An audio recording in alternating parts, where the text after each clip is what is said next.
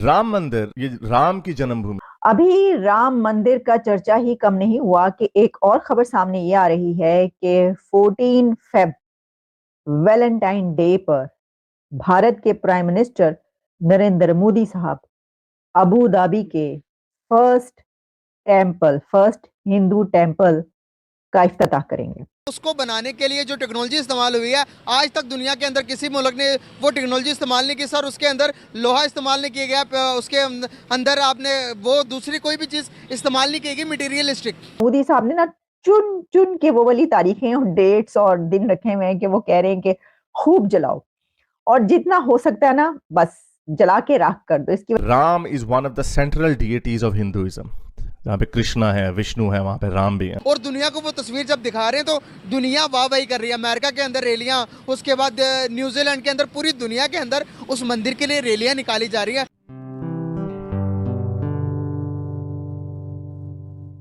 नमस्ते दोस्तों, जय हिंद। निक न्यूज़ बर्नर की रिएक्शन वीडियो में आप सभी का स्वागत है। दोस्तों, आप सब जानते हैं कि 22 जनवरी को अयोध्या में श्री राम जन्मभूमि पर श्री राम के मंदिर में श्री राम प्राण प्रतिष्ठा का कार्य समाप्त हो चुका है। पूरे भारत में श्री रामचंद्र के नारे लगाए गए हैं और अयोध्या समेत पूरे भारत में श्री राम के नारे गूंज उठे हैं। इस कार्य से कई लोगों के सीने पे सांप लौट रहे थे। फिर भी श्री राम के प्राण प्रतिष्ठा का कार्य सफलतापूर्वक किया जा चुका है। और दोस्तों, सोशल मीडिया पर एक वीडियो बहुत ही वायरल हो रहा है। उस वीडियो में भारतीय जवानों के साथ चीनी सैनिक दिखाई दे रहे हैं। भारतीय और चीनी सैनिक एलओसी पर श्री राम के नारे लगा रहे हैं। राम मंदिर के उद्घाटन के बाद यह वीडियो सोशल मीडिया पर साझा किया गया। इस वीडियो को डालने के तुरंत बाद यह वीडियो वायरल हो गया। वीडियो में दिखाई पड़ रहा है कि दोनों देश के सैनिकों के बीच में बैठक हुई थी कि इस बैठक के बाद भारतीय सैनिकों ने चीनी सैनिकों को श्री राम का नारा लगाने में मदद की। दोनों पड़ोसी देशों के बीच काफ़ी समय से विवाद चल रहा है। इस विवाद के बावजूद इस वीडियो को सोशल मीडिया पर साझा किया गया और चीनी सैनिकों को श्री राम का नारा लगाते देख पाकिस्तान को मिर्ची लग रही है।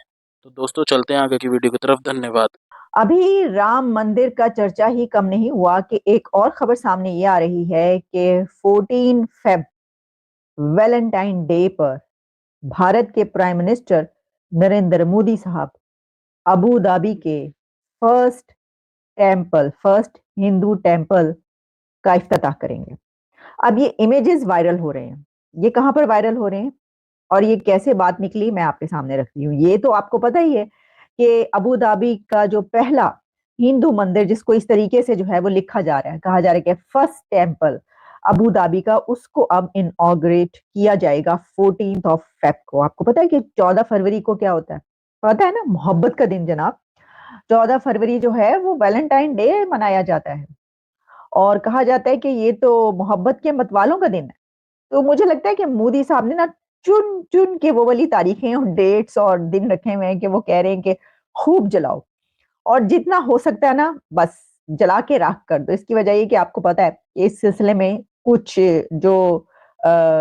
लोगों की तरफ से प्रोटेस्ट किया गया, वो भी आपके सामने रखेंगे। लेकिन पहले ये कि जो हसन संजवानी है, अच्छा हसन संजवानी जो है ना, वो तो एक तरीके से आप समझ लें कि अबू धाबी के जो है ना वो बहुत ज्यादा उसको उजागर करते हैं और बहुत एम्बेसडर के तौर पर जो है ना बड़े काम करते हुए दिखाई देते हैं। अब उन्होंने ये कहा है, कुछ तस्वीरें ट्वीट की हैं और वो तस्वीरें हैं जो अबू धाबी मंदिर है उसकी, और उसमें उन्होंने बताया है कि ये the art in Abu Dhabi मंदिर इज स्टनिंग, कि ये जो आर्ट है उस मंदिर के अंदर वो कितना लाजवाब है और कितना जबरदस्त और खूबसूरत। सर, उसको बनाने के लिए जो टेक्नोलॉजी इस्तेमाल हुई है, आज तक दुनिया के अंदर किसी मुल्क ने वो टेक्नोलॉजी इस्तेमाल नहीं की सर। उसके अंदर लोहा इस्तेमाल नहीं किया गया, उसके अंदर आपने वो दूसरी कोई भी चीज़ इस्तेमाल नहीं की गई मटीरियलिस्टिक। अगर मैं बात करूं लोहे के बगैर और किसी भी धात के बगैर कोई चीज़ खड़े करना कितना डिफिकल्ट है, बहुत डिफिकल्ट है। वो चीज़ें इस्तेमाल करके वो उस मंदिर को बनाया। और इंडिया की गवर्नमेंट का कहना है कि ये जो सा मंदिर है हर साल 1 लाख से ज़्यादा टूरिस्ट को अट्रैक्ट करेगा। बाहर से मुल्क से टूरिस्ट विजिट करने के लिए आएंगे। सैटेलाइट से उसकी तस्वीर खींची गई है उस मंदिर की, तो इतना डिफरेंट नज़र आ रहा है। और दुनिया को वो तस्वीर जब दिखा रहे हैं तो दुनिया वाहवाही कर रही है। अमेरिका के अंदर रैलियां, उसके बाद न्यूजीलैंड के अंदर, पूरी दुनिया के अंदर उस मंदिर के लिए रैलियां निकाली जा रही है। आप ज़रा देखिए, बिजनेस माइंडसेट चेक करें। आप ज़रा उन लोगों के अट्रैक्शन चेक करें, किस तरह से वो बिजनेस को अट्रैक्ट कर रहे हैं। क्या कहना चाहेंगे कि वो जिस तरह मज़हब को लेके चल रहे हैं, जिस तरह से टेक्नोलॉजी को भी साथ लेके चल रहे हैं, क्या हम मजहब और टेक्नोलॉजी को साथ लेके चल रहे हैं? सर उसके लिए हमें इंडिया की जैसी तरक्की करनी चाहिए, लेकिन अगर हम तरक्की नहीं कर पा रहे ना, हमारे पास जो नेचुरल रिसोर्सेज हैं हमें उनको यूज़ करना चाहिए। हमारे पास वेस्टर्न साइड KPK, बलोचिस्तान ऐसे रिसोर्सेज हैं जिनको इस्तेमाल करके हम टूरिज्म को बढ़ा सकते हैं। ठीक है, उसके बाद हमें अगली चीज़ सोचनी चाहिए। अब लोहा आप कह रहे हैं उसमें लोहा नहीं इस्तेमाल हुआ, सरिया नहीं इस्तेमाल हुआ, हमारी सड़कें बनती हैं। ठीक है, सबसे पहले अब जो हमारे पॉलिटिशियन हैं वो कहते हैं हमने अपनी चीज़ कैसे बेचनी है। बिल्कुल, वो अपना सरिया बेचते हैं। आप समझ गए होंगे, स्टील मिल है जिनकी स्टील मिल है। बिल्कुल सही। कैसे देखते हैं आपके जिस तरह से वो अगर मैं बात करूं टेक्नोलॉजिकल लिहाज से एडवांसमेंट की, अगर मैं बात करूं IT इंडस्ट्री की, अगर मैं किसी भी सेक्टर की बात करूं, क्या हमारे और हमारे पड़ोसी में इंडिया का कोई कंपैरिजन बनता है, या वो आगे हैं या हम आगे हैं? क्यों, कौन आगे है? सर इंडिया आ गया, जब पाकिस्तान को कर्जे की जरूरत होती है ना, IMF के पास जाते हैं, उनका चीफ डायरेक्टर इंडिया का शहरी है।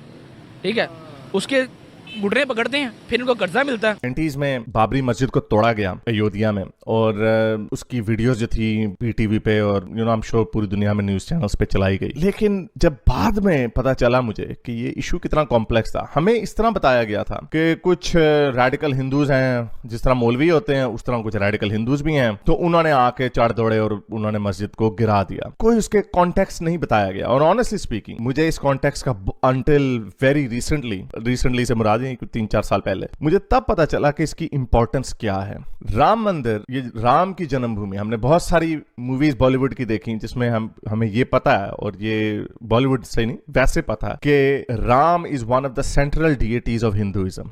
जहाँ पे कृष्णा है, विष्णु है, वहां पे राम भी है, और ये उनकी जन्मभूमि है। यानी ये ऐसे है कि ये उनकी सबसे important, one of the most important places है। इस वजह से उन्होंने इसको गिराया, और उनका क्लेम ये था कि यहाँ पे अभी आर्कियोलॉजिकली क्या ये प्रूव हो सकता है या नहीं हो सकता, दैट्स अ सेपरेट टॉपिक। वैसे फैसला आ गया हुआ कि ये इसके नीचे एंशिएंट हिंदू साइट्स हैं। लेकिन बड़ी बात ये है कि लोग ये समझते हैं कि यहाँ पर ये राम की जन्मभूमि थी, उनकी बर्थ प्लेस थी, और इसके ऊपर as a show of force मुसलमानों ने एक मस्जिद बनाई। उस मस्जिद की हालत भी देखें, वो जो उसका गुंबद है देखें कितना उसके ऊपर पेंट भी नहीं हुआ, बड़ा गर्क हुआ हुआ था। एनीवे, रिगार्डलेस होता है, इसलिए उन्होंने उसको तोड़ा। ये कॉन्टेक्स्ट बड़ा इंपॉर्टेंट है। 30 साल वेट किया, यही वजह है कि इंडिया में भी उन्होंने, सुप्रीम कोर्ट ने भी, इसका फैसला 30 साल बाद आया। अब ये हो गया है, अब इसको गिरा के वहां पे फिर से बाबरी मस्जिद खड़ी करने का कोई फायदा नहीं है। अब ये हो गया है, अब इसको बनाना है। अब पॉइंट ये है कि क्या इसके रिपल इफेक्ट्स होंगे, क्या इसके कैस्केडिंग इफेक्ट्स होंगे। कोई लोग 1000 मस्जिदें लोगों ने आइडेंटिफाई की हुई हैं कि ये मंदिरों के ऊपर बनी हुई है, तो इसलिए इनको गिरा के दोबारा। दोस्तों अगर आपको हमारी वीडियो पसंद आई है तो प्लीज़ लाइक जरूर करें और साथ में शेयर करना ना भूलें। और साथ ही दोस्तों ऐसी ही लेटेस्ट वीडियो देखने के लिए हमारे चैनल को सब्सक्राइब करें, साथ ही बेल का आइकन जरूर दबाएं ताकि सबसे पहले आपको हमारी वीडियो की नोटिफिकेशन मिल सके। धन्यवाद।